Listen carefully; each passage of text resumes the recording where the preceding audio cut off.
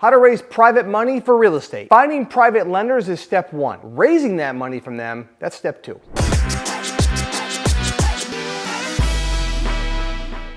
Raising money is not about begging. It's about presenting a clear, credible plan. In this video, I'm going to show you how to raise private money the right way. You're going to learn how to confidently raise private capital, even if you've never done a deal before.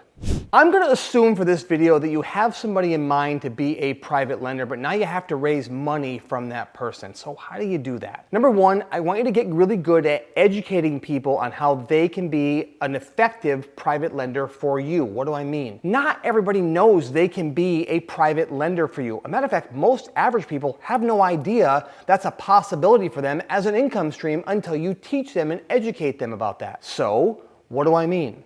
Number one, there are people that have cash sitting in bank accounts earning 1 or 2% interest, and they want to earn more. They're just scared and don't know what to do with it. It's your job to educate them on how they can invest with you and earn 10 or 12% on that money and have it be secured by real estate. There are also people that have IRAs sitting around that are not earning what they'd like them to earn. Now, an IRA typically is an account that they have from a former employer or something they've set up, and a broker manages it. Now, a broker gets paid commission to manage that. So a broker will not like this next idea I'm going to tell you, and that is you want to help them convert an existing IRA or a 401k from a former employer, not a current one, into what's called a self-directed IRA. There are third-party fiduciary companies, several of them around the country, that will help your lender be able to effectively turn that money into what's called a self-directed IRA. If you want to know more about what those companies are, just shoot me a comment here. I'd be happy to respond back with who we use. Essentially what this means is, now instead of a broker managing somebody's money in an IRA and putting it into stocks and mutual funds, the person themselves can do what's called self-direct, hence the name self-directed IRA,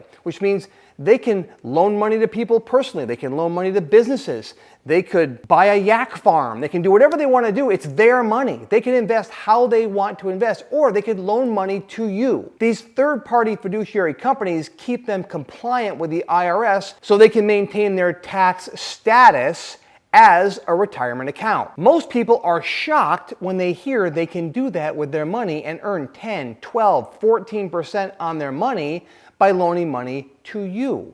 Imagine when they are normally getting 5 or 6% through their regular broker. Now, I will tell you that a broker will be kicking and screaming and telling them, oh, you should never do that kind of stuff, because they don't want to lose the commission. They have a vested interest in keeping your private lender in their fund. You can offer them probably double the returns, if not more, by having them invest with you in real estate. So we've covered cash, we've covered self-directed IRAs. Next would be lines of credit, primarily from a HELOC, a home equity line of credit. Our very first investor, if you've ever heard our story, that we ever used, she used her HELOC, or her home equity line of credit, to be our first lender.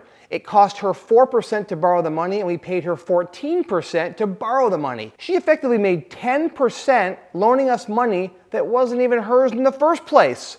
What a beautiful thing that is. That's how you leverage other people's money. It's the same thing a bank does. You give a bank money, they leverage it out to somebody else and charge more interest. It's exactly what she did using a HELOC. These 3 different ways is how you educate people on how they can become a private lender to you. This is how you raise private capital, by saying, I know you want to be a lender. Let me help you by showing you how you can raise money to be my private lender. My advice is dig your well before you're thirsty. In other words, you have people that want to loan money with you. Start educating them now so that you're not having to educate them in a pressure situation where you have to raise $200,000 by tomorrow to close a deal. You want to start early and say, boy, I'm looking for real estate deals, and I'd love to kind of tell you how you could be a lender for me. Educate them now so their wheels can be spinning. So when the time comes and you have a deal, you can present them with a deal. Now, when you present them with a deal, present them with the numbers and the facts. In other words, here's what I'm buying it for, here's my renovation cost, here's what I plan to sell it for, and by the way, here's how much I need to borrow from you,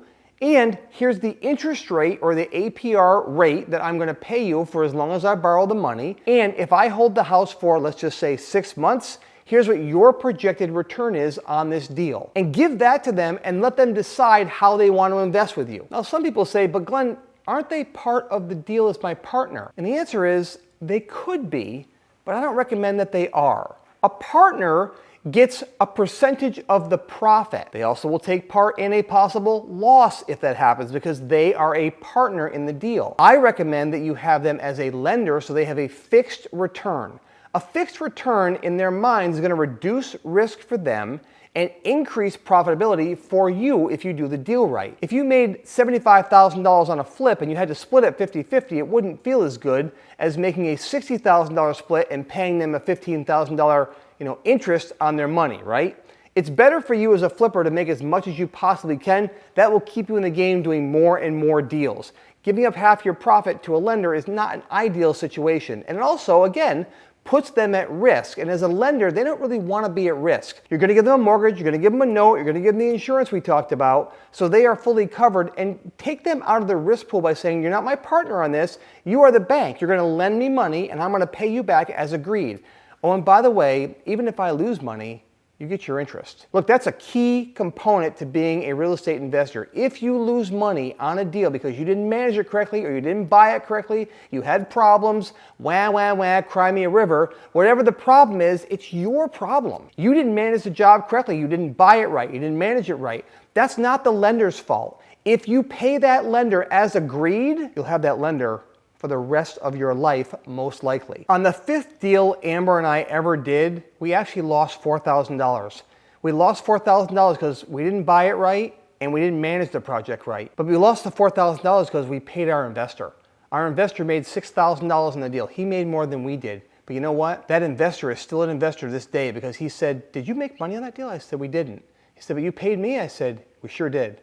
He said, "Wow." And his investment felt secure. Treat your business and treat your lenders like a bank. You have to pay them. And if you do, it will pay you dividends down the road. When raising money with private lenders, be transparent about the risks. And also be transparent about the safeguards you have in place for them. Let them know that any real estate investing is a risk, but you're trying to minimize their risk by giving them the right paperwork. Again, you're going to give them a mortgage and a note, so they are protected just like a bank would. If you disappear, they can foreclose on the property. You're also going to list them as an additional insured on the insurance policy, so if the house burns down or has a catastrophe, they are the first ones to get paid out. So their base investment should be secure.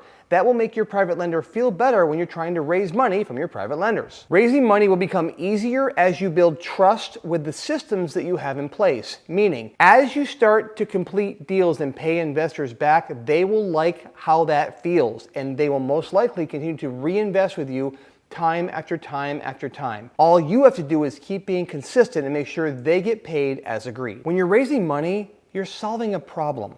The problem is, they want to get higher returns on their investment, and you need to get money to fix your deal. It solves two problems at once. Think of yourself as a problem solver. You are helping them get a much greater rate of return. We have a lender who's been with us for over 7 years, and not too long ago, he approached me and said, "Glenn, I want to thank you for something." I said, "What's that, Pete?" He said, "Investing with you helped me reach my financial goals 5 years earlier than I had anticipated." It's a great feeling when you're somebody who's helping people really reach their goals. So remember, you're helping them just as much as they're helping you. Make raising money in your business something you do consistently, because you always want to make sure you have enough money to fund your deals. That way you have the confidence to make offers on every deal that comes down the pike. Private lenders are only going to write checks for deals that make sense.